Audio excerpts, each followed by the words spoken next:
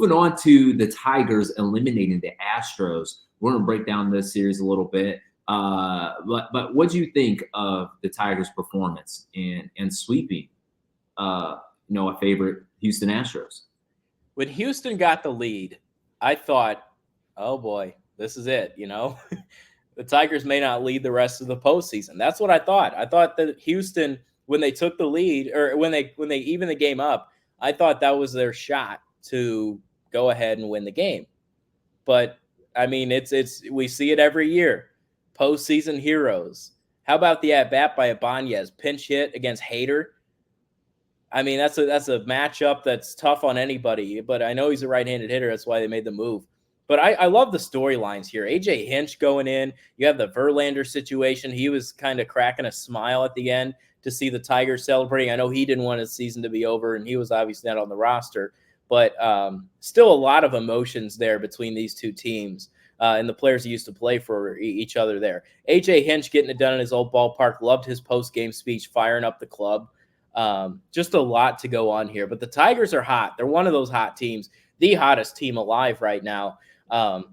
So I think, you got an ace. And if you have an ace, you have a chance. That's been my slogan for a while. Now, I do think they're going to shoot themselves in the foot by the moves they made at the deadline, because I think they could use a Flaherty or a Chafin right now. Those two would be beautiful on this team. I think it'd give them an extra shot. But at the same time, they wouldn't have got their starting shortstop and Trey Sweeney, who's out there every day right now.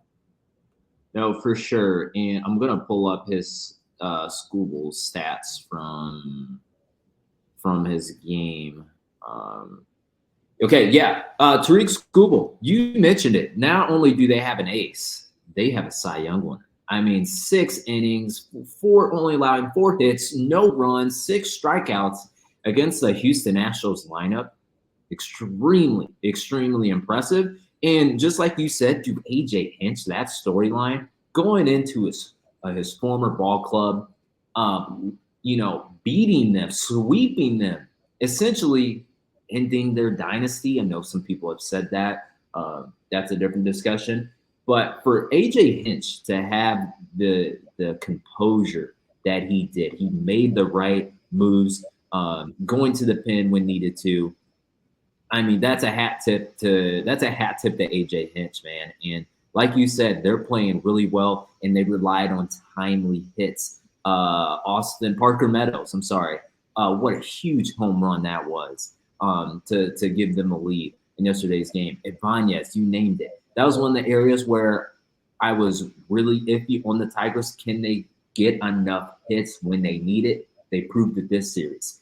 And the Astros, we harped on this at the beginning of the season, how their bullpen, for the big names and the money that was spent on that bullpen, didn't get the job done early on in the season, and it cost them badly this series against the Tigers.